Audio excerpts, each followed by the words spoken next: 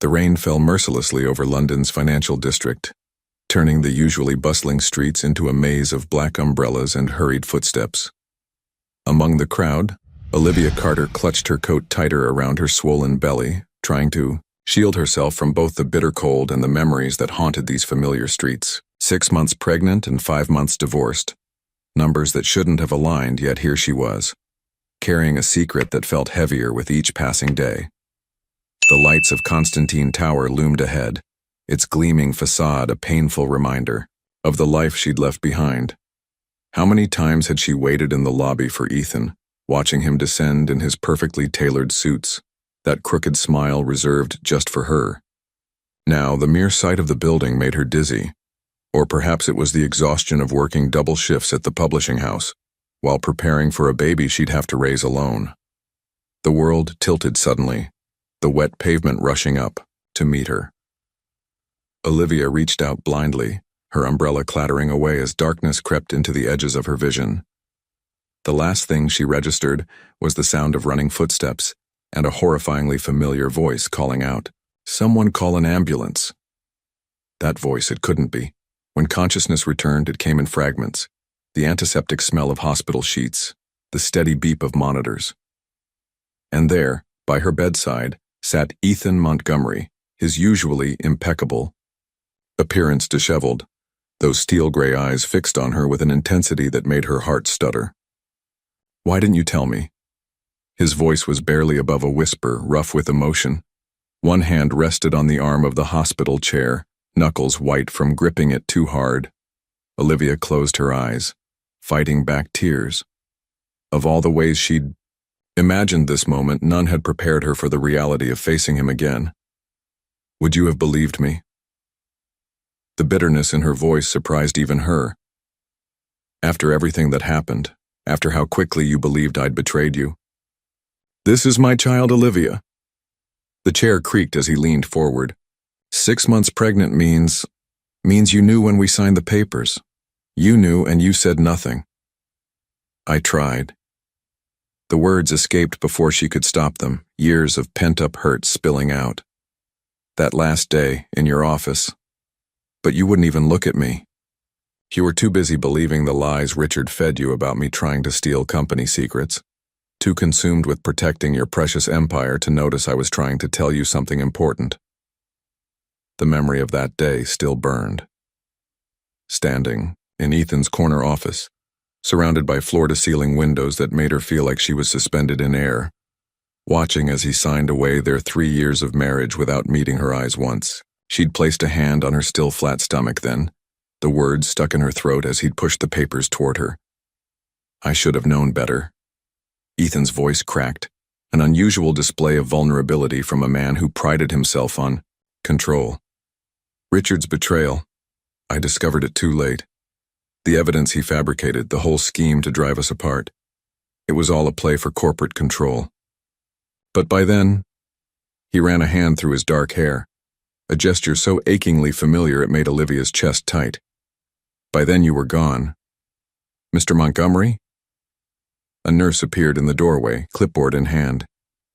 "Dr. Reynolds would like to discuss Mrs. Carter's condition." "Ms."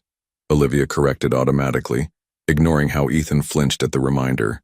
"And I'd prefer to speak with the doctor alone." "Like hell you will." Ethan stood, his imposing frame filling the small hospital room. "That's my child you're carrying. I have a right to—" "A right?" Olivia's laugh was hollow. "You gave up your rights when you chose your company over our marriage, when you believed a man you'd known for 2 years over your wife of 3. The monitor beside her bed beeped more rapidly, drawing a concerned look from the nurse. "Perhaps we should continue this discussion later," she suggested firmly. Miss Carter needs rest. The stress isn't good for the baby." The baby. Their baby. The reality of it seemed to hit Ethan anew as his eyes dropped to Olivia's swollen belly. Something shifted in his expression, the hard lines of anger softening into something more vulnerable, more dangerous to Olivia's carefully constructed walls. "I'm not walking away," he said quietly, the determination in his voice sending shivers down her spine. Not this time. Whether you like it or not, we're connected by this child, and I intend to be part of their life. You can't just decide that. Olivia's voice wavered. You can't just walk back into my life and make demands. I've spent 5 months building a new life, preparing to do this alone because you made it clear our marriage meant nothing to you. Is that what you think? Ethan moved closer, his presence overwhelming in the small room. That our marriage meant nothing? That I didn't spend every day of the past 5 months regretting the biggest mistake of my life? Before Olivia could respond, Dr. Reynolds entered, her presence cutting through the tension like a knife. Ms. Carter, how are you feeling? The fainting spell was likely due to overexertion and low blood pressure, but I'd like to run a few more tests to be sure. Ethan stepped back, but his eyes never left Olivia's face. She could feel the weight of his gaze as the doctor explained the need for overnight observation, the importance of rest, the concerns about her working too hard. Each word seemed to add another brick to the wall Ethan was determined to break down. I'll have your things brought from your apartment, he said when the doctor finished, his tone brooking no argument. You'll stay at the penthouse while we sort this out. Like hell I will. Olivia pushed herself up straighter, ignoring the wave of dizziness the movement caused. I'm perfectly capable of taking care of myself. Clearly. His voice dripped sarcasm as he gestured to their surroundings. That's why you're in a hospital bed. This isn't just about you anymore, Olivia. Think about our child. Our child. The words hung in the air between them, heavy with possibility and pain. 5 months ago, they would have been cause for celebration, for dreams of a future together. Now they felt like shackles, binding her to a man who had shattered her trust as easily as breaking a wine glass. 24 hours, Ethan said softly, his voice taking on that persuasive tone she remembered all too well from their marriage. Stay under observation for 24 hours, and then we'll discuss arrangements that work for both of us. That's all I'm asking. Olivia looked away, focusing on the rain streaming down the window. Somewhere out there was the life she'd been building, the independence she'd fought for after the divorce. But here, in this sterile hospital room with the father of her child, the past and future collided in ways she'd never prepared for. 24 hours, she agreed finally, still not meeting his eyes. But after that, we do this my way. No demands, no control. If you want to be part of this child's life, you play by my rules. We'll see. The ghost of his old smile played at the corners of his mouth as he settled back into the chair. Get some rest, Olivia. Tomorrow we have a lot to discuss. As she closed her eyes, pretending to sleep, Olivia wondered if fate was laughing at her. 5 months of carefully constructed independence, of learning to live without him, all undone by a moment of weakness and a rainy London street. The baby kicked as if sensing her turmoil, and she placed a protective hand over her belly. 24 hours. She could handle 24 hours with Ethan Montgomery. It was all the hours after that she was worried about. True to his word, Ethan returned the next morning before visiting hours officially began. Olivia wasn't surprised. He'd always wielded influence like a finely crafted weapon, and a hospital's visiting hours policy would hardly stand in his way. What did surprise her was his appearance. Instead of his usual impeccable suit, he wore dark jeans and a charcoal sweater that reminded her painfully of lazy Sunday mornings in their penthouse. Your release papers are being processed, he announced, placing a paper cup of herbal tea, her favorite, on the bedside table. The familiar gesture made her throat tight. I've arranged for... I'm going home, Olivia cut him off, pushing herself up to sitting position. To my apartment. Your 4th floor walk-up in Brixton? His jaw tightened. The one without an elevator? Absolutely not. You've been checking up on me. It wasn't a question. Of course I have. Ethan's expression darkened. The moment I found out about the baby, I had my security team pull everything. Working 60-hour weeks at Henderson Publishing, living in a building with questionable security, taking the tube at all hours. What were you thinking, Olivia? The genuine concern in his voice only fueled her anger. I was thinking I needed to survive, Some of us don't have trust funds and corporate empires to fall back on. You had access to our joint account. Your account, she corrected sharply. And I didn't want your money then, I don't want it now. Ethan ran a hand through his hair in frustration, a gesture so familiar it made her heart ache. This isn't about pride anymore. This is about our child's safety and well-being. Don't. Olivia held up a hand. Don't pretend this is all about the baby. You've been back in my life for less than 24 hours and you're already trying to control everything. Just like before. Before?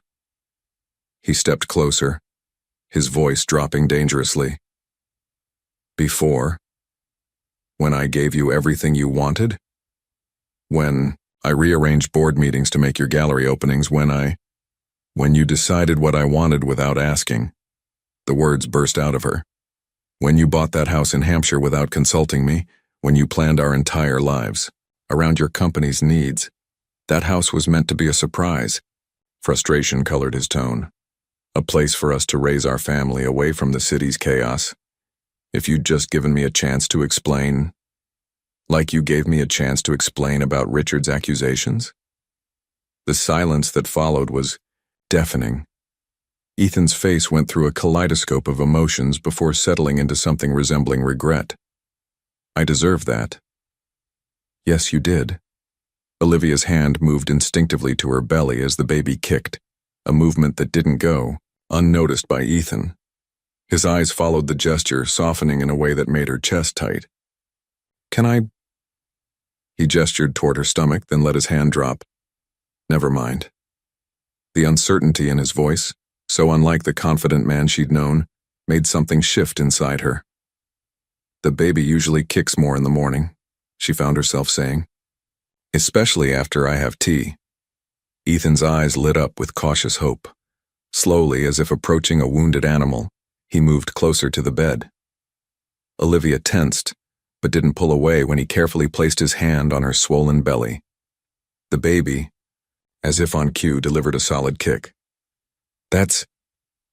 Ethan's voice was rough with emotion. That's our child. Yeah. Olivia blinked back unexpected tears. Active little thing. Takes after you. Never knows when to rest.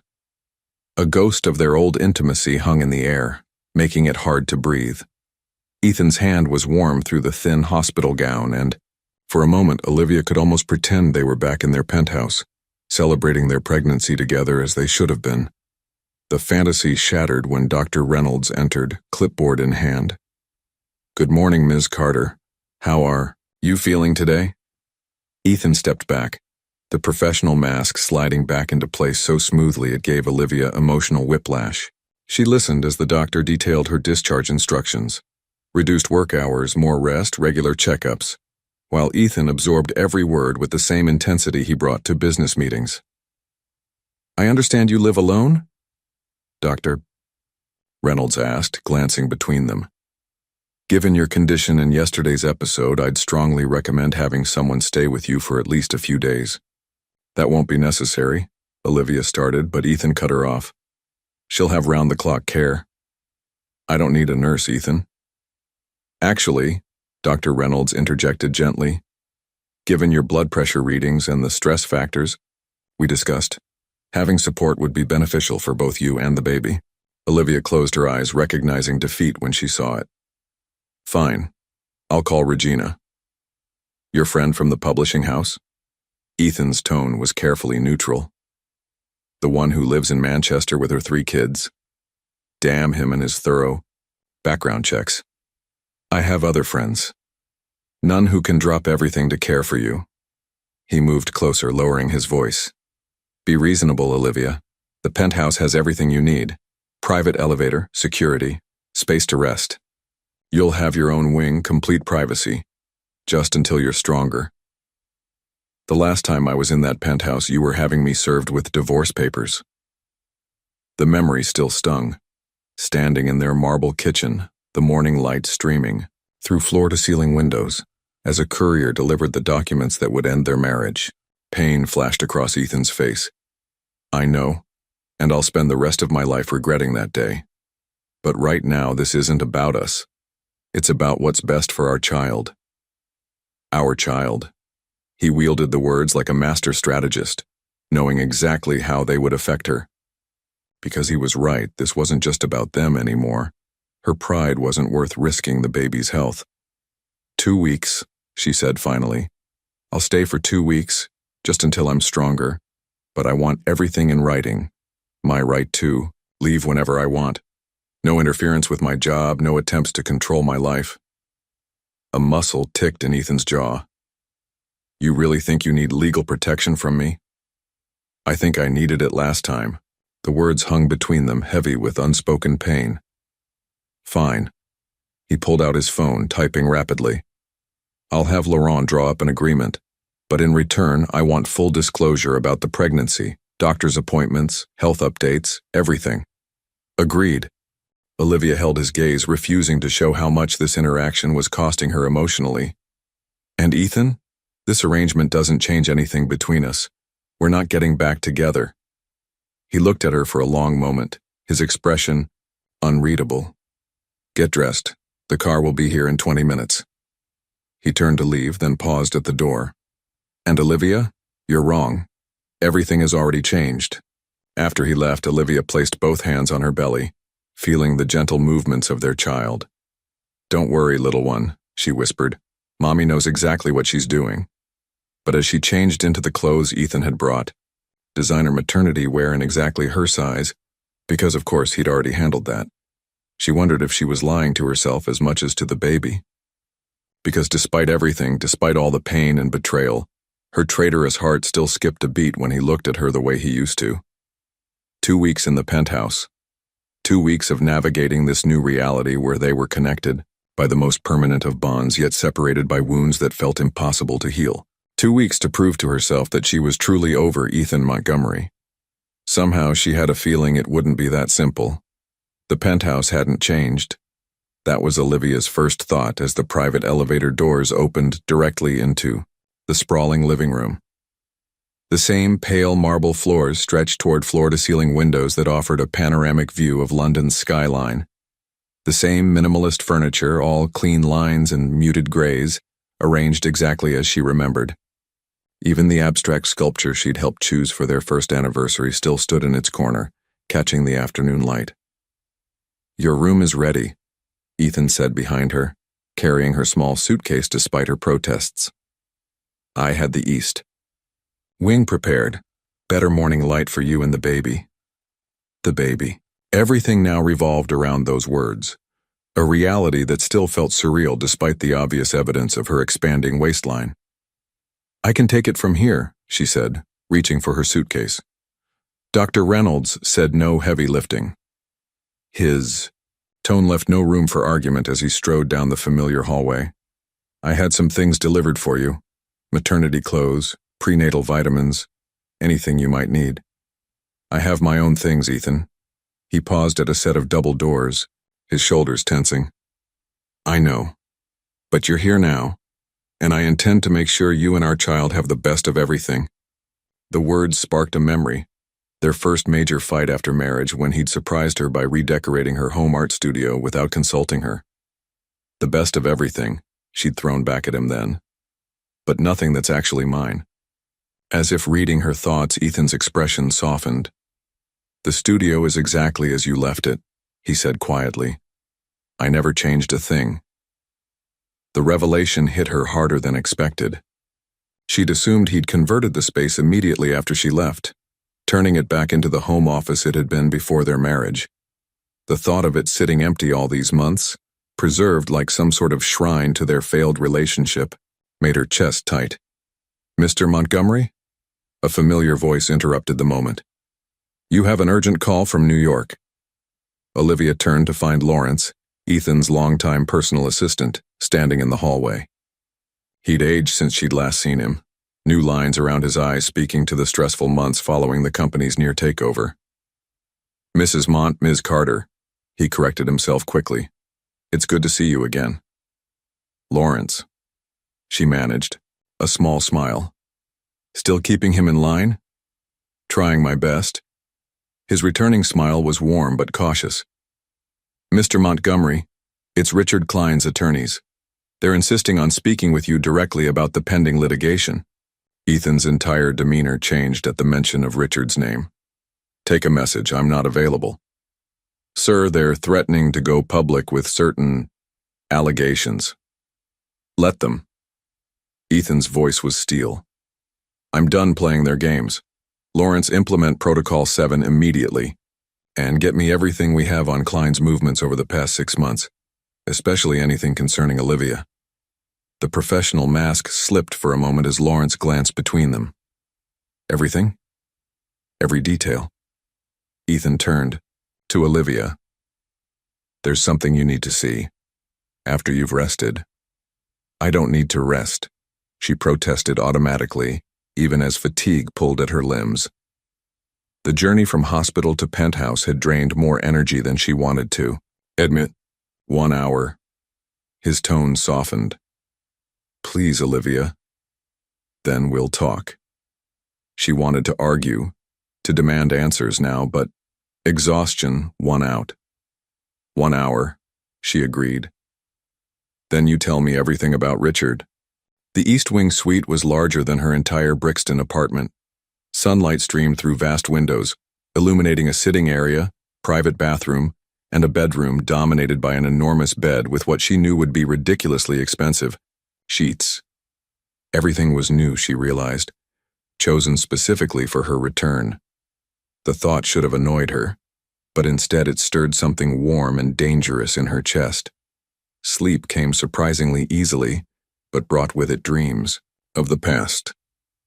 She was back in their first apartment before the penthouse and the corporate success, when Ethan was still building his company from the ground up. He'd come home late, exhausted, but excited, to find her painting at midnight. I landed the Peterson account, he'd announced, pulling her into a kiss that left paint smudges on his suit. Baby, we're going to make it. Everything I promised you, the gallery, the house, the family, it's all going to happen. She'd believed him then, believed in them. Even as success changed their lives, brought them the penthouse and influence, and complications, she'd never doubted their foundation, not until Richard Klein entered their lives. The memory shifted, became the day everything fell apart. Standing in Ethan's office as Richard presented his evidence, doctored emails, manipulated photos, a carefully constructed narrative that painted her as a corporate spy. She'd watched the trust drain from Ethan's eyes, replaced by cold suspicion. Olivia? Ethan's voice pulled her from the dream. She blinked awake to find him standing in the doorway, his expression troubled. You were talking in your sleep.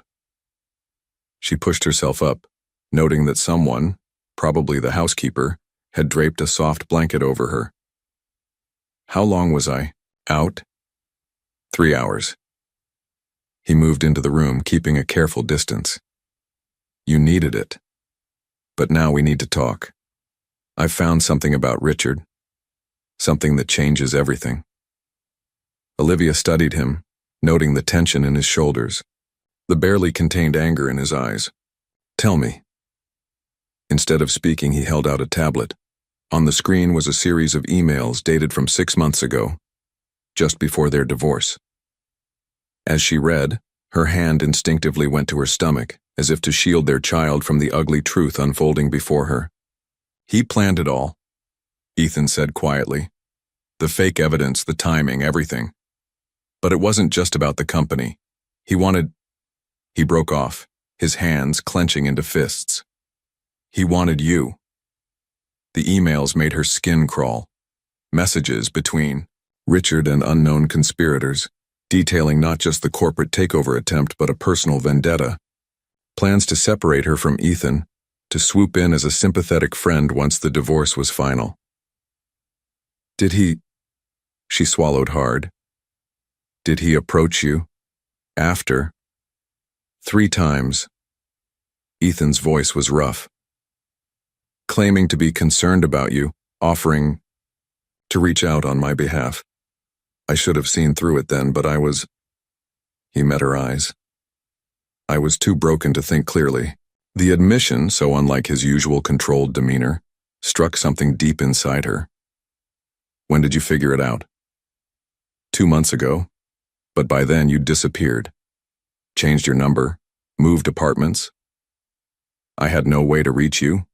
To explain, he ran a hand through his hair. I've been building a case against him, gathering evidence. The company's lawyers are confident we can not only prove corporate espionage, but criminal intent. Olivia felt sick. All those months of pain of rebuilding her life while carrying their child, all because of one man's twisted obsession. Why show me this now? Because he's making moves again. Ethan stepped closer, his expression fierce. And this time, I'm not letting him anywhere near you or our child. The protectiveness in his voice stirred complicated emotions. I can take care of myself, Ethan. I know. His smile was sad. You've proven that. But you shouldn't have to. Not anymore. Not with this. A knock at the door interrupted them. Lawrence entered, his face grave. Sir, you need to see this. Richard Klein just called a press conference. He's claiming Ms. Carter approached him months ago with company secrets. He's painting himself as a whistleblower. Ethan's reaction was immediate and terrifying. Get our PR team on it now. Full media blackout and call Harrison. I want security doubled around the penthouse. Already done, sir, but there's more. Lawrence hesitated. He mentioned the pregnancy, implied it might not be yours.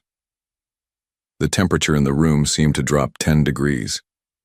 Olivia watched as Ethan's expression shifted from shock to a cold fury she'd never seen before. Sir? Lawrence prompted carefully. Get me everything. Ethan's voice was deadly quiet. Every detail of his life for the past year. Every contact, every transaction, every dirty little secret. He wants to play this game? Fine. But he's about to learn exactly what happens when you threaten my family. Family. The word hung in the air between them as Lawrence quietly withdrew. Olivia placed both hands on her stomach, feeling their child move restlessly as if sensing the tension. Ethan? She waited until he looked at her. What aren't you telling me? His hesitation was answer enough. Whatever storm was coming, she realized this was only the beginning. And like it or not, they would have to face it together. The media storm hit before dawn. Olivia woke to the sound of rain against the windows and the muffled voice of reporters gathered outside the building. On the nightstand, her phone buzzed incessantly with notifications, messages from coworkers, old friends, even her elderly neighbor in Brixton, all reacting to Richard Klein's press conference. She forced herself to watch the recording, bile rising in her throat as Richard, perfectly groomed in an expensive suit, spun his web of lies with practiced sincerity. It pains me to come forward, he was saying, his expression a masterpiece of staged concern. Ethan Montgomery was more than a business partner, he was a friend. But when his wife approached me with evidence of corporate misconduct, I had a moral obligation to act. The camera panned to show enlarged photos, her and Richard meeting for coffee months ago, carefully framed to appear intimate. She remembered that day with sickening clarity. He'd called claiming to have information about Ethan's sudden change of heart regarding the divorce, playing on her confusion and pain. A knock at the door interrupted the playback. Come in, she called, expecting Lawrence or one of the security team. Instead, Ethan entered looking like he hadn't slept at all. His usual immaculate appearance was rumpled, tie loosened, dark circles under his eyes. He carried 2 mugs, offering her one that smelled like the specialty decaf tea she'd craved during early pregnancy. You've seen it? He asked, though it wasn't really a question. How bad is it? Stock's down 12%. He settled into a chair near the bed, careful to maintain distance. The board's demanding an emergency meeting. Legal's preparing countersuits, but none of that matters right now. Of course it matters. Olivia sat up straighter, wrapping her hands around the warm mug. Your company can weather this storm. I'm more concerned about what this stress is doing to you and the baby. As if on cue, their child delivered a solid kick. Olivia shifted uncomfortably, and Ethan's eyes tracked the movement with an intensity that made her chest tight. I should have seen it, he said quietly. All those meetings he arranged, always positioning himself as the voice of reason during our worst arguments. He was playing us both. He was your friend. He was a snake. Ethan's voice turned hard. And now I know why. Lawrence found something. Bank transfers dating back 18 months. Richard's been working with Carlton Industries the whole time. Carlton? The name sparked recognition. Your main competitor in the Asian market? The same company that tried to buy us out 3 years ago. Ethan leaned forward, his expression intense. Remember that weekend in Singapore, when I was supposedly there for routine meetings? When you came back with that jade pendant for me? The memory surfaced like a bubble breaking, Ethan surprising her with the delicate necklace, his eyes bright with some secret triumph. I was there to stop Carlton from initiating a hostile takeover. They'd been quietly buying shares through shell companies, positioning for control. I blocked it by securing backing from the Jiang Group instead. And now they're trying again through Richard. The pieces clicked into place. But why target me? Why not just attack the company directly? Ethan's jaw tightened. Because they learned from last time. My business decisions, my drive, it all changed after I met you. You became my weakness and my strength. So they needed to remove me from the equation. The realization made her feel cold despite the warm tea. Break your focus, make you vulnerable. And it worked perfectly. Self-loathing crept into his voice. I was so caught up in the betrayal, so blind with hurt, I didn't see the bigger picture until it was too late. A sudden commotion outside drew their attention. Raised voices in the hallway. Then Lawrence burst in without knocking, something he'd never done in all the years Olivia had known him. Sir, there's been a breach. His normally calm demeanor was shaken. Someone accessed Ms. Carter's medical records. They're threatening to release details about the pregnancy. Ethan was on his feet instantly, phone in hand. Get Harrison up here now and call Dr. Reynolds. Warn her about the breach.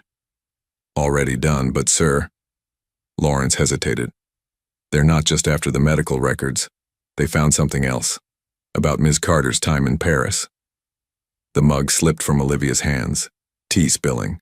Across the expensive sheets, Paris. No one was supposed to know about Paris. Olivia? Ethan turned to her, concern warring with confusion on his face. What is he talking about? You've never been to Paris. Her throat closed around the words. I was there 3 months ago, just for a week. I needed to. She pressed a hand to her mouth, fighting sudden nausea that had nothing to do with pregnancy. Understanding dawned in Ethan's eyes, followed quickly by hurt. You went to see him, didn't you? Laurent de Vries. The name hung in the air between them like poison. Laurent, Ethan's former mentor, the man who'd given him his start in business. The man who'd retired to France years ago after a falling out that Ethan never fully explained. He contacted me after the divorce. The words tumbled out. Said he had information about Richard, about what really happened. I was desperate for answers. And you didn't think to tell me this when all of this started? Ethan's voice was dangerously quiet. When I showed you the evidence about Richard, I was going to. But then everything happened so fast. The hospital, moving here, the press conference. What did he tell you? When she hesitated, his expression hardened. Damn it, Olivia, what did Laurent say? Before she could answer, Harrison, head of security, entered with 2 of his team. Sir, we need to move Ms. Carter immediately. We've detected unauthorized surveillance. Equipment in the building across the street. They're watching us? Olivia's hand went protectively to her stomach. Not anymore. Harrison's smile was grim. My team disabled their equipment, but we have to assume they've got backup plans. The safe house in Kent is ready. No. Ethan's voice brooked no argument. The lake house, it's more secure and I need to be able to reach them quickly. Them? Olivia stood, steadying herself against the bedpost. I haven't agreed to go anywhere. This isn't a debate. Ethan moved closer, his expression softening slightly. Whatever Laurent told you, whatever secrets you're keeping, we'll deal with it. But right now, you and our child need to be somewhere safe. I'm not leaving until you know everything." She met his gaze directly. "About Paris, about Laurent, about why Richard really targeted us. You deserve the truth." For a moment, she thought he would argue. Instead, he turned to Harrison. "Give us 10 minutes, then we move." As the others filed out, Ethan remained standing by the window, his back to her. "Start with Paris," he said quietly. "Tell me everything." Olivia took a deep breath, one hand resting on her swollen belly where their child kicked restlessly. The truth had destroyed them once before. Now it might be the only thing that could save them. "It started," she began, "with a letter Laurent sent 2 days after our divorce. The lake house emerged from the morning mist like a modernist dream, all glass and steel nestled among ancient trees. Olivia remembered the first time Ethan had brought her here just weeks after their wedding. My sanctuary, he'd called it, the only property he owned that Richard Klein didn't know about. Now, as Harrison's security team swept the perimeter, she stood in the vast living room watching dawn break over the lake. Behind her, Ethan paced, absorbing everything she'd told him during the tense drive from London. "Let me get this straight," he said finally, his voice carefully controlled. "Laurent claimed Richard was working with Carlton Industries before I even met you, that this whole thing was orchestrated years in advance?" He had proof. Olivia sank into a leather armchair, exhaustion seeping into her bones. Photos of Richard meeting with Carlton's CEO in Moscow, dated 3 months before he joined your company. Bank transfers through shell companies. Everything. And you believed him? There was no accusation in Ethan's tone, only a deep weariness. "After how things ended between us, between him and me, I didn't want to." She met his eyes. "But the evidence was compelling. Laurent showed me documents proving Richard had been placing his people throughout your company for years. The takeover attempt was just the final move. Why didn't Laurent come to me directly?" He tried. The memory of Laurent's pained expression in his Paris apartment made her throat tight. "That argument you had, the one that ended your friendship? Richard orchestrated it. Those rumors about Laurent selling company secrets were planted by Richard." Ethan stopped pacing, realization dawning. "To isolate me from the one person who might have seen through his plan. Laurent figured it out too late. By then, Richard had already started poisoning you against me." Her hand went to her stomach as the baby kicked, drawing Ethan's attention. "The pregnancy, it would have ruined everything for them. A child would have permanently bound us together, made you even more resistant to their manipulation." Understanding flickered across Ethan's face. That's why Richard moved when he did. He must have suspected. He knew. The words tasted bitter. "Laurent showed me surveillance photos. Richard had been having me followed for weeks before the divorce. He probably knew about the baby before I did." Ethan's expression darkened dangerously. "I'll destroy him for this." "That's exactly what they want." Olivia leaned forward, wincing at the movement. "Don't you see, they're baiting you, trying to force you into making mistakes. The press conference, the threats about my medical records, it's all calculated to make you react emotionally instead of strategically." Ms. Carter is right. Harrison entered silently, his face grim. "And we have another problem. Someone accessed the CCTV feeds at your London office 10 minutes ago. They know you're not at the penthouse." "Richard?" "No, sir. The trace led to Carlton Industries' servers in Hong Kong." Ethan's phone buzzed. He glanced at it, his jaw tightening. "They're calling an emergency board meeting, trying to force a vote of no confidence. You have to go back." The words hurt to say, but Olivia forced them out. "The company needs you there. I'm not leaving you unprotected." "She won't be." Harrison nodded toward the window where 2 unmarked cars were pulling up. "Team 2 just arrived. Former special forces, vetted personally. No one gets within a mile of this place without us knowing." Ethan moved to Olivia's chair, kneeling beside it. "I don't like this. Being separated when I'm carrying your child." She smiled sadly. I survived 5 months without you, Ethan. I can handle a few days. That's not. He ran a hand through his hair in frustration. Things are different now. I can't lose you again. Either of you. The raw honesty in his voice made her chest ache. Before she could respond, his phone buzzed again. Lawrence this time. Sir. His voice came through clearly on speaker. Carlton's CEO just landed at Heathrow. He's requesting a private meeting. Absolutely not, Harrison interjected. It's too risky. No. Ethan stood, decision crystallizing in his eyes. This is perfect. Set it up, Lawrence. Private dining. Room at the Savoy 2 hours from now, and Lawrence, make sure Richard Klein hears about it. What are you planning? Olivia recognized that look, the one he got when all the pieces of a complex deal were falling into place. They want to play chess? His smile was predatory. Fine, but they're about to learn they've been moving exactly the pieces I want them to move. Ethan. She struggled to stand, her swollen belly making it awkward. He moved to help her automatically, his touch sending familiar warmth through her despite everything. Be careful. Richard isn't just trying to take your company. This is personal for him. I know. His hand lingered on her arm. That's his weakness. He lets emotion cloud his judgment. Just like I did when I let him convince me you'd betrayed me. And now? Now? His other hand moved to her stomach, warmth spreading from the point of contact. Now I'm thinking clearly for the first time in months. Whatever game they're playing, they made one crucial mistake. What's that? They gave you back to me. The intensity in his eyes took her breath away. They thought using you against me again would be their winning move. Instead, they've given me back everything I need to destroy them. The baby kicked against his palm, as if in agreement, and something shifted in the air between them.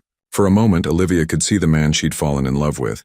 Brilliant, passionate, unstoppable when protecting what he loved. Sir? Harrison's voice broke the moment. We need to move if you're going to make that meeting. Ethan stepped back reluctantly. Harrison's team will keep you safe. I'll have Lawrence send hourly updates about what's happening in London. And Olivia? He paused at the door. Thank you for going to Paris, for trying to find the truth even when I was too blind to see it. She watched him leave, his security detail falling into formation around him. Through the window she could see the morning mist starting to lift from the lake, revealing the clear day beyond. He'll be okay, Harrison said quietly, correctly reading her concern. Carlton and Klein won't know what hit them. It's not them I'm worried about. Olivia pressed a hand to her lower back, trying to ease the growing discomfort. Laurent warned me there might be others involved. People even he couldn't identify. Let them come. Harrison's smile was cold. That's why we're here. But as she watched Ethan's car disappear down the private road, Olivia couldn't shake the feeling that the real danger was still hidden, waiting to strike when they least expected it. She remembered Laurent's final warning in Paris. The divorce was just the beginning. They won't stop until they've taken everything from him. The baby kicked again, harder this time, and she rubbed her belly soothingly. It's okay, little one, she whispered. Your father's finally fighting the right battle, and this time I'll make sure he doesn't fight it alone. The Savoy's private dining room felt like a battlefield. Ethan sat at one end of the mahogany table, watching Victor Chen, Carlton Industries CEO, stir his tea with practiced precision. Neither man had touched the elaborate lunch spread between them. Your wife's pregnancy is progressing well, I trust? Chen's smile never reached his eyes. The press seemed quite interested in that detail. Let's skip the pretense. Ethan's voice was ice. We both know why you're here. Indeed. Chen set down his spoon with a soft clink. Your company is vulnerable, Ethan. The board is nervous. Shareholders are selling. Richard Klein's accusations have created quite the opportunity. For another takeover attempt? Ethan leaned back, projecting calm he didn't feel. How did the last one work out for you? Circumstances have changed. Chen's smile widened fractionally. Your personal life has become quite messy. The board questions your judgment, and now with a baby on the way, he spread his hands. They worry about your focus. The door opened before Ethan could respond. Richard Klein walked in, exactly as planned, his confident smile faltering slightly when he saw Chen. Richard, Ethan didn't stand. Right on time. I wasn't aware this was a group meeting. Richard recovered quickly, taking a seat. Victor, I didn't expect to see you in London. Clearly. Ethan watched the micro-expressions flitting across Richard's face. Confusion, concern, fear. Problem? Before either man could respond, Ethan's phone chimed with a text. His heart jumped. The arranged signal from Harrison that Olivia was safe. He forced his expression to remain neutral as he read the actual message. Package secure, but we have company. Gentlemen, he said smoothly, tucking the phone away. Let me be clear about what's going to happen next. He placed a USB drive on the table. This contains proof that Carlton Industries has been illegally manipulating my company's stock through shell companies. It also documents every meeting between you two over the past 3 years, including that interesting weekend in Moscow. Richard's face went pale. Chen's smile finally slipped. Additionally, Ethan continued, it proves that Richard has been embezzling from both companies to fund his personal vendetta against me. The SEC will be very interested in those offshore accounts, Richard. You're bluffing. But Richard's voice lacked conviction. Laurent DeVries sends his regards. The name hit like a physical blow. Richard actually flinched while Chen's hands tightened on his teacup. Laurent is a desperate old man, Chen said carefully. His evidence would never stand up in court. No? Ethan's smile was razor sharp.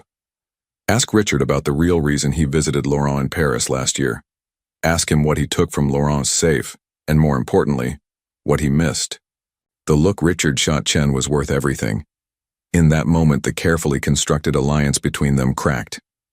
I did what was necessary, Richard snapped at Chen. If you'd stuck to the original plan. The original plan didn't involve your obsession with his wife, Chen cut in coldly. You promised a clean takeover. Instead, you let personal feelings compromise everything. Gentlemen, Ethan stood. You have 24 hours to withdraw all pending actions against my company. After that, this evidence goes to the SEC, Interpol, and every major financial publication in the world. You'll destroy your own company in the process, Chen warned. The scandal will be nothing compared to what I'll do to you both if anything happens to Olivia or my child. The threat wasn't subtle. Are we clear? Before they could respond, his phone buzzed again, this time with a call from Harrison. His stomach dropped. This wasn't part of the plan. Excuse me. He stepped away from the table, turning his back on the two men. What's wrong? We've got multiple vehicles approaching the lake house. Harrison's voice was tense. Professional, team, well-equipped. They've taken out our perimeter sensors. Ethan's blood ran cold. Olivia, secure in the panic room. But sir, they knew exactly where to find us. Only a handful of people knew about this location. The realization hit like a physical blow. Ethan turned back to the table, but Chen and Richard were already standing, their expressions telling him everything. You're right, Chen said smoothly. The lake house is quite secure. Such a shame about the construction company that built it, though. Going bankrupt, selling all their records, including the blueprints. Call them off. Ethan's voice was deadly quiet. Now. I don't think so. Richard's confidence had returned. In fact, I think you'll want to reconsider our earlier discussion. Perhaps over dinner? I hear the lake house has a wonderful view. Ethan's finger hovered over the panic button that would bring his security. Team rushing in. But if he moved now, showed his hand. Sir? Harrison's voice was urgent in his ear. We've got maybe 10 minutes before they breach the perimeter. The choice crystallized. He could stay, confront Chen and Richard, expose Everything was in risk: Olivia and their child, or he could let them think they'd won this round. Gentlemen, his voice remained steady through sheer will. We'll continue this discussion later. He was moving before they could respond, already dialing Lawrence. Get the helicopter to the hotel roof. Now. And Lawrence? Initiate protocol. 0. Sir? Lawrence's shock was audible. That protocol, it would mean burning everything I know. Ethan strode through the hotel's opulent hallway, his security team falling into step. Do it. At the lake house, Olivia paced the confined space of the panic room, one hand pressed to her lower back where tension was building. Through the security feeds, she could see the approaching vehicles, black SUVs moving with military precision through the trees. Harrison? Her voice was steadier than she felt. How many? At least 12 men. He checked the weapons cache built into the wall. Professional hit team, but they'll have to get through us first. The baby kicked hard, making her wince. Something felt off, the tension in her back spreading around to her abdomen, but there wasn't time to worry about that now. Ms. Carter? One of Harrison's team, Andrea, former Special Forces medic, moved closer. You're looking pale. How long have you been having contractions? I'm not. But another wave of tightness cut her off. Oh, God. Status report, Harrison Day barked into his comm. 6 minutes out from first contact, a voice crackled back. They're moving faster than expected. Ma'am? Andrea's hands were professional as they helped Olivia to the small cot. I need you to be honest with me about what you're feeling. That baby might have very bad timing. Outside, the morning sun glinted off weapons as the strike team moved into position. Inside, Olivia grabbed Andrea's hand as another contraction gripped her. Harrison? She forced the words out through clenched teeth. Tell Ethan. Tell him he better get here fast. Because his child? They're not waiting for his dramatic rescue. The security feed showed the first team breaching the outer perimeter. Time was running out. And somewhere between London and the lake house, Ethan Montgomery was about to learn that in the race between his enemies and his unborn child, the baby might just win. The helicopter cut through dark storm clouds, fighting wind that seemed determined to push them off course. Ethan sat rigid, one hand gripping his phone where Harrison's updates appeared with terrifying regularity. Perimeter breached on east side. 2 teams down, but they're advancing. Ms. Carter's contractions 5 minutes apart. The last message made his heart stop. Too early. The baby was coming too early. How long? He demanded of the pilot. 20 minutes in this weather. The man's face was grim. Maybe 15 if the storm holds north. Lightning split the sky, illuminating the countryside below. Somewhere ahead was the lake house, and in it, everything that mattered in his world. His phone buzzed again. Lawrence this time. Protocol 0 initiated, his assistant reported. All offshore accounts activated. Board members being contacted individually. But sir, Richard Klein just called an emergency press conference. Let him. Ethan's voice was steel. By the time he steps up to that podium, every account he and Chen have touched will be frozen. Every shell company exposed. Every conspirator named. It's not just that. Lawrence hesitated. He's claiming to have proof about Laurent de Vries, about why he really left the company. The implications hit hard. He's going after Laurent? Already has. French police just arrested him at his Paris apartment. They're claiming evidence of massive fraud dating back 15 years. 15 years. When Ethan was just starting out, when Laurent was teaching him everything he knew about business and about survival. Sir? The pilot's voice cut through his thoughts. We've got a problem. Local authorities are ordering us to divert. They're claiming restricted airspace. Of course. Chen's influence at work, trying to slow him down. Ignore them. Sir, they're threatening to scramble jets. Let them. Ethan leaned forward. You've got diplomatic clearance codes in your system. Use them. Those are for emergencies only. My wife is in labor while professional killers try to breach her safe room. Ethan's voice could have frozen hell. Use the codes. At the lake house, Olivia gripped Andrea's hand as another contraction peaked. Through the pain, she could hear Harrison coordinating the defense, his voice tight with controlled tension. Team 3, fall back to secondary positions. Team 2, I need that east corridor locked down now. 4 minutes apart, Andrea reported quietly, checking her watch, and getting stronger. We need to make some decisions soon. Olivia nodded, sweat beading on her forehead. How bad is it out there? Andrea's hesitation was answer enough. On the security feeds, they could see Harrison's teams engaging with the attackers. The advantage of defensive positions was helping, but the professionals attacking them were good. Too good. They're not just mercenaries, Harrison said, joining them while reloading his weapon. These are ex-military. Special ops. They know exactly what they're doing. Like they knew about the panic room? Olivia gasped as another contraction built. The blueprints? No. Harrison's expression was grim. Like they've been practicing this assault. They know our protocols, our response patterns. This isn't just about the blueprints. They've been studying us. A crash echoed through the feeds, the sound of the main door being breached. Harrison pressed a button and steel shutters slid silently over the panic room's walls, adding another layer of protection. How long will it hold? Olivia managed between breaths.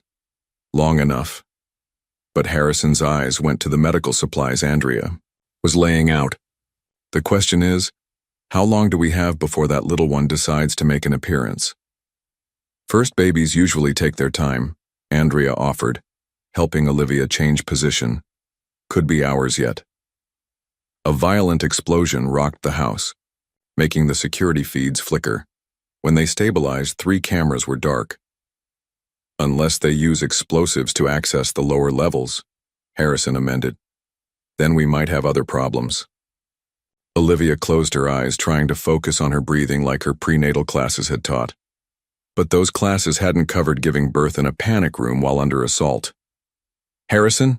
One of his team called from the communication station. We've got an incoming helicopter, unknown signature. Ethan? Olivia's hope must have shown in her voice. Can't confirm, they're running dark. Harrison studied the radar display. Could be reinforcements for them. Andrea, get her away from the outer wall. Johnson, Peters, coverage positions. Another explosion. Closer this time. On the remaining feeds, they could see the strike. Team moving with practiced efficiency through the house's upper levels. 3 minutes apart, Andrea reported as another contraction hit. And her water just broke. This baby. They're not waiting for backup. Harrison made a decision. Peters, get the emergency medical kit. Johnson, help Andrea move that cot to the far corner. If they breach this room, that's our last defensible position. Harrison, Olivia grabbed his arm as he passed. If it comes down to it, if you have to choose between protecting me or getting this baby out safely, that's not going to happen. His voice was firm. Your husband didn't hire me just for my tactical skills. I delivered my own daughter in a sandstorm in Afghanistan. Trust me, this baby is going to be fine. The helicopter's signature on their radar grew stronger.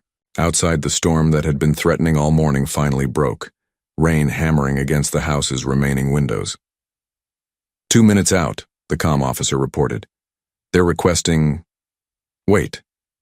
He pressed his earpiece tighter. That's not standard protocol. They're broadcasting. Through the speakers came a sound that made Olivia's heart stop. Mozart's Piano Concerto No. 23, the piece that had been playing the night Ethan proposed. It's him. Tears mixed with sweat on her face. Harrison, it's him. Confirm identity. Harrison ordered, but his relief was visible. And someone get me a secure landing zone. Peters, upper corridor team. Prepare to receive friendlies. Another contraction gripped Olivia, stronger than before. Andrea's face grew serious as she checked her progress. Harrison? The medic's voice was calm, but urgent. Tell Mr. Montgomery he better land fast. This baby's not waiting for dramatic. Entrances. Outside, the helicopter's rotors grew louder, competing with the storm. Inside, Olivia fought to breathe through pain that seemed to consume her world. "Ethan," she whispered, one hand pressed to her belly where their child fought to enter the world. "Hurry." In the helicopter, Ethan gripped his phone as Harrison's latest update came through. "Baby coming. Room still secure, hurry." "Faster," he ordered the pilot even as lightning cracked dangerously close. "Whatever it takes." Because he hadn't fought this hard, hadn't sacrificed everything to miss this moment. Chen, Richard, the company, none of it mattered. His world had narrowed to a fortified room where his wife battled to bring their child into the world, while professional killers tried to reach her. The lake house appeared through the rain, emergency lights marking a landing zone on the lawn. Even from the air, he could see the signs of battle: broken windows, smoke rising from the east wing, Harrison's teams engaging hostiles near the main entrance. "Sir?" The pilot tensed. "We're taking fire." "Land anyway." Because beneath, the sound of rotors and gunfire carrying faintly through the storm came a different sound. A baby's first cry, announcing their arrival into a world of chaos and love and desperate hope. Ethan Montgomery had just become a father. And heaven, help anyone who tried to stand between him and his family. The world had narrowed to the sound of his daughter's cries. Ethan moved through the chaos of the lake house like a force of nature, Harrison's advance team clearing his path. Gunfire echoed from the east wing, but it was background noise now. Nothing mattered except reaching that reinforced room where his child's first cries pierced the air. "Status?" he demanded as Harrison himself appeared from a side corridor. "Mother and daughter stable." Harrison fell into step beside him, efficiently dispatching a hostile who emerged from the library. "But we've got problems. They're not retreating." "Of course not." Ethan checked his phone. Still no response from Lawrence about Laurent's situation in Paris. "They're not here just for Olivia and the baby. They want something else." "Sir?" Harrison keyed in the first security code for the panic room. "What aren't you telling me?" Before Ethan could respond, gunfire erupted from above. Two of Harrison's men went down as a new team of attackers rappelled through the skylight. "Protect the entrance." Harrison shoved Ethan toward the panic room door. "Secondary team, upper-level breach." Ethan's fingers flew over the keypad, entering the complex sequence that would grant him access. Inside, he could still hear his daughter crying, strong, healthy cries that made his heart constrict. The door opened with a hydraulic hiss, revealing a scene he'd never forget. Olivia, exhausted but radiant, cradling a tiny bundle against her chest. Andrea beside her, monitoring vital signs. And in the corner, the reason for the attacker's persistence: an encrypted laptop that contained every secret Laurent had entrusted to them. "Ethan." Olivia's voice was weak but joy-filled. "Meet your daughter." The world stopped. The gunfire, the explosions, the crisis unfolding around them, all of it faded as he crossed the room and saw his child's face for the first time. Tiny features, still scrunched from birth, a wisp of dark hair beneath the blanket. "She's perfect." His voice cracked as he touched her impossibly small hand. "Just like her mother." "Sir." Harrison's urgent voice broke the moment. "We need to move them, now. They've breached the East Wing security." As if in response, an explosion rocked the house, closer than any before. The baby startled, her cries intensifying. "Can you walk?" Ethan asked Olivia, noting how pale she was. "Do I have a choice?" But her attempt at humor was strained. "Andrea's given me something for the pain, but—" "No time for a stretcher," Harrison interrupted. "They're targeting power systems. If they cut backup power—" "The elevator to the tunnel won't work," Ethan finished. "Andrea, help me with her. Harrison, the laptop." "Already secured." Harrison grabbed the computer. "But sir, if that's what they're really after—" "Then we use it." Ethan helped Olivia to her feet, supporting most of her weight. "Harrison, leak our location. Make sure they know we're heading for the tunnel." "Sir?" "Trust me." Ethan's expression was dangerous. Chen made one crucial mistake. He thought Laurent only gave us information about the corporate takeover. Understanding dawned in Harrison's eyes. There's more on that laptop. Much more, including... Ethan broke off as another explosion hit, this one taking out the main power. Emergency lights kicked in, bathing everything in red, including proof of who really ordered this attack. And it's not Chen or Richard, the baby whimpered, and Olivia instinctively clutched her closer. Ethan, what aren't you telling me? Laurent didn't just uncover corporate espionage.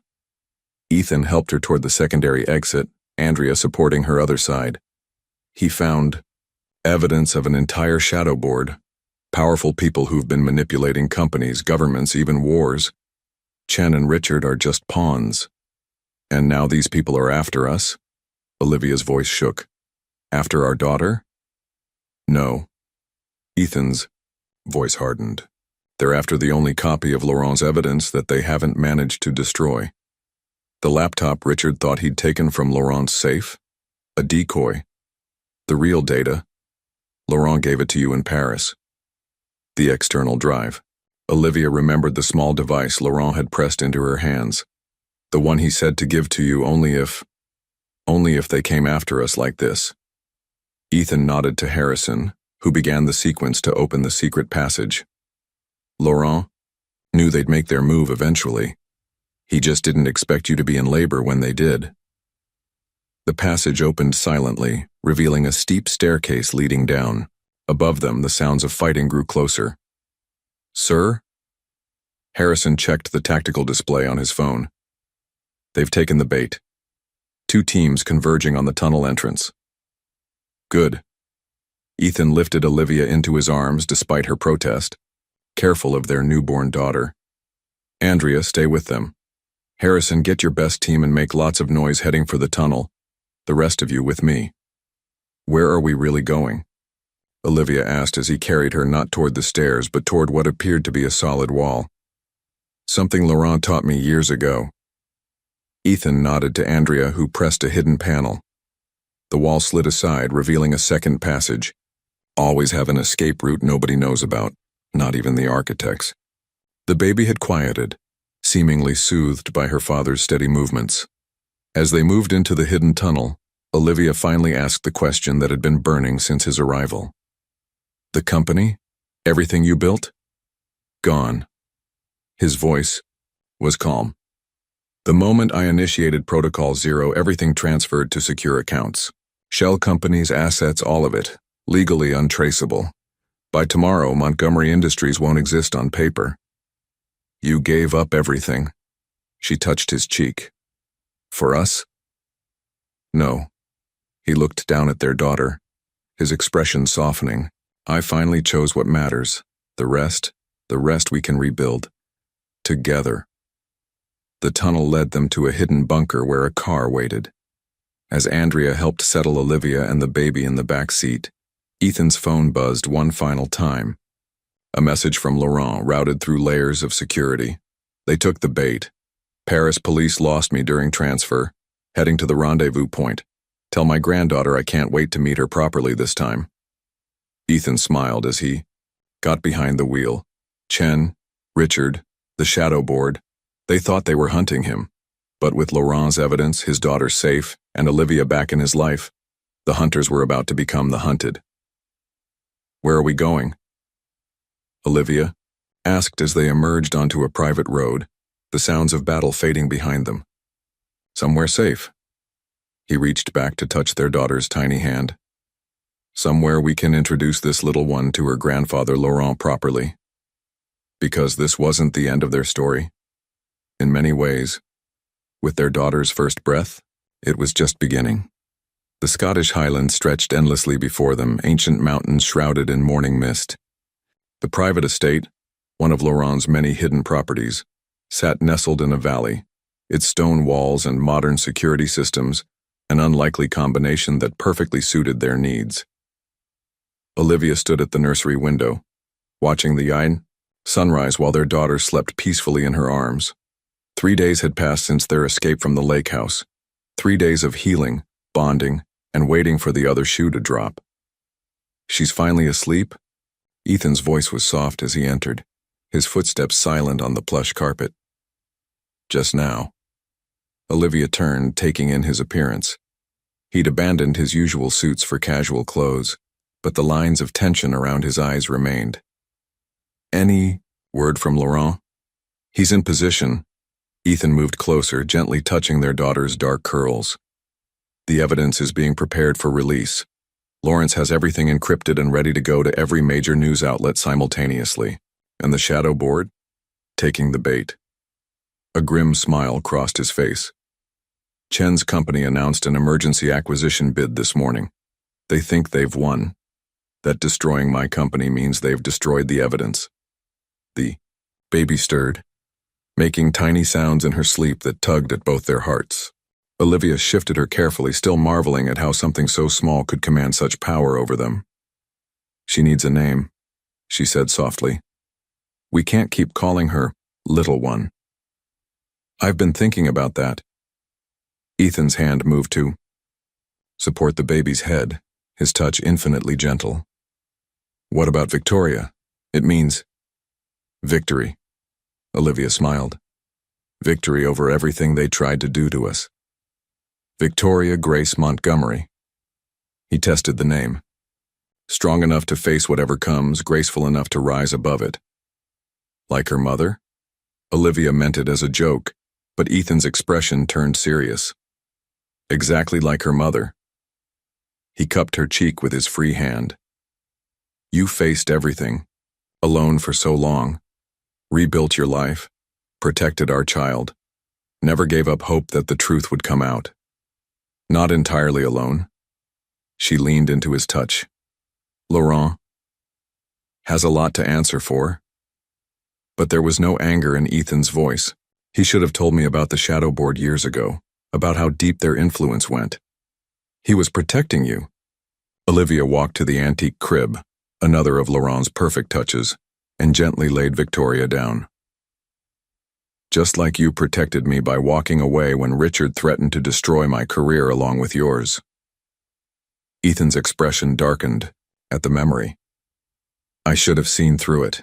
The gallery accusations, the supposed evidence of corporate espionage. I let them manipulate my worst fears. And I should have fought harder to make you listen. She turned to face him. We both made mistakes, Ethan, but they brought us here to her. As if on cue, Victoria sighed in her sleep, one tiny fist escaping her blanket. They both moved to tuck it back in, their hands meeting over their daughter. The moment was interrupted by Harrison's quiet entrance. Sir? The package from Paris just arrived.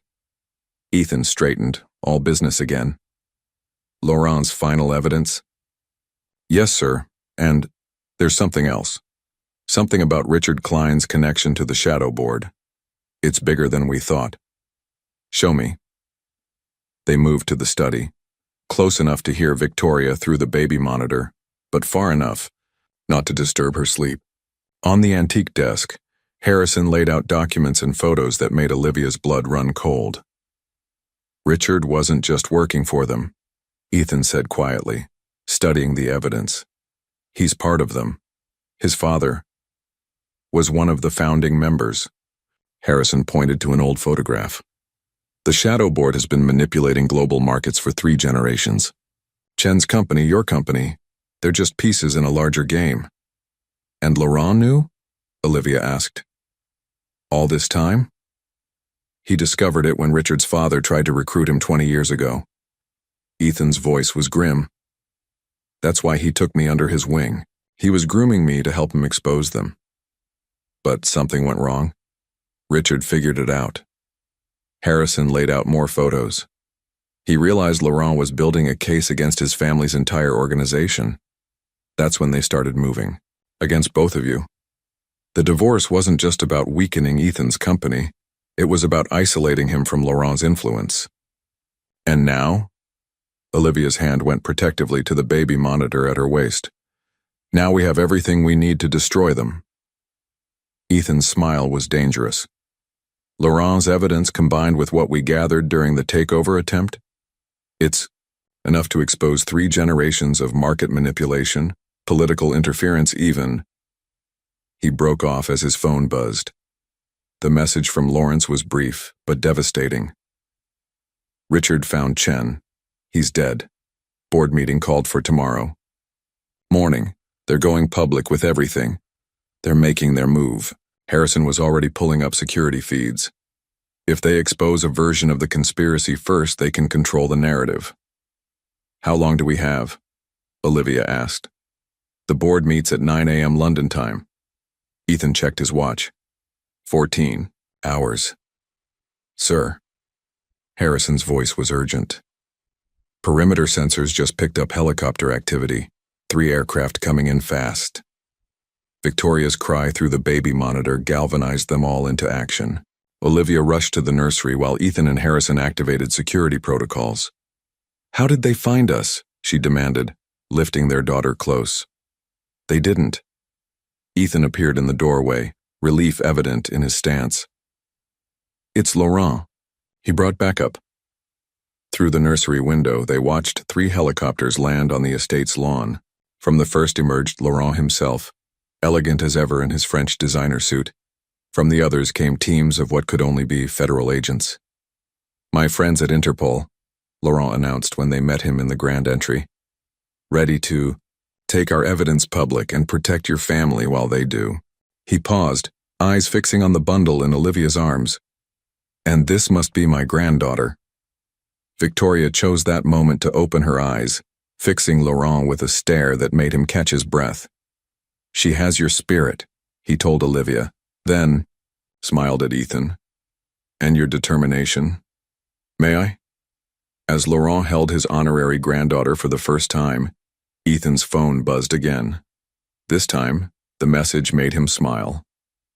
Lawrence has everything in place. The moment the board meeting starts, every piece of evidence goes public. Banking records, secret meetings, 3 generations of manipulating world events, all of it. And Richard? Olivia asked. We'll learn what happens when you threaten the wrong family. Laurent's voice was steel beneath its cultured accent. Both his corporate one and his real one. Victoria gurgled, reaching for Laurent's immaculate tie, and the tension in the room softened. She really does need protecting, Laurent mused, letting the baby grab his finger instead. The world can be quite dangerous for those born to change it. She has us, Ethan said simply, wrapping an arm around Olivia. All of us. Because tomorrow would bring chaos.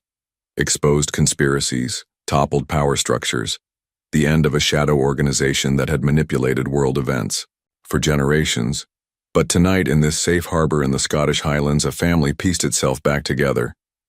Victoria Grace Montgomery slept peacefully, unaware that her very existence had helped expose a conspiracy that would reshape the financial world. Outside, Laurent's Interpol teams took up defensive positions, and in the study, Ethan and Olivia prepared for one final battle, not for wealth or power, but for the chance to give their daughter a world with fewer shadows. Dawn would bring revolution, but for now, they had this moment, this peace, this second chance at the family they'd almost lost. The London financial district gleamed in the early morning sun, its towers of glass and steel reflecting golden light as the city awakened. In the Montgomery Industries boardroom, Richard Klein straightened his tie, surveying the assembled board members with carefully crafted concern. Gentlemen, ladies, he began, what I'm about to share will shock you, but the evidence of Ethan, Montgomery's criminal. The doors burst open. Laurent de Vries strode in, followed by Interpol agents and financial crimes investigators. Please. Laurent's smile was razor-sharp. Do continue. I'm particularly interested in hearing about criminal behavior. This is a private meeting, Richard snapped, but his face had gone pale. Security. Your security team has been detained. Laurent moved to the head of the table. Along with most of the Shadow Board's operational leadership across 3 continents, it's been quite a busy morning. The boardroom erupted in confusion. Through it all, Richard's expression shifted from shock to calculation to something approaching triumph. You have nothing, he said quietly. Chen destroyed. Chen? Laurent raised an eyebrow. Oh, you mean the man you murdered? The one wearing a wire during your entire conversation about eliminating loose ends? Before Richard could respond, the room's screens flickered to life. Lawrence's face appeared, calm and professional as ever. Pardon the interruption, he said, but Mr. Montgomery thought you should all witness this live. The screen split, showing simultaneous news broadcasts from around the world. BBC, CNN, Al Jazeera, all running the same headlines. Global financial conspiracy exposed. Shadow board operations revealed. 3 generations of market manipulation uncovered. Impossible, Richard whispered. The evidence was destroyed in the Lake House attack. The Lake House? Laurent's laugh was gentle. My friend, did you really think we'd keep something so valuable in such an obvious location? Though I must thank you. The attack provided excellent cover for implementing the final phase of our plan. The screens changed again, showing surveillance footage, banking records, secret meetings, decades of carefully gathered evidence streaming across every major news network in the world. You see, Laurent continued, while you were so focused on destroying Ethan's company, on separating him from Olivia, on eliminating every trace of your family's corruption, you missed what was happening right in front of you. Which was what? Richard's hand moved toward his jacket, but an Interpol agent stepped forward smoothly. The birth of something stronger than corruption. Laurent's voice hardened.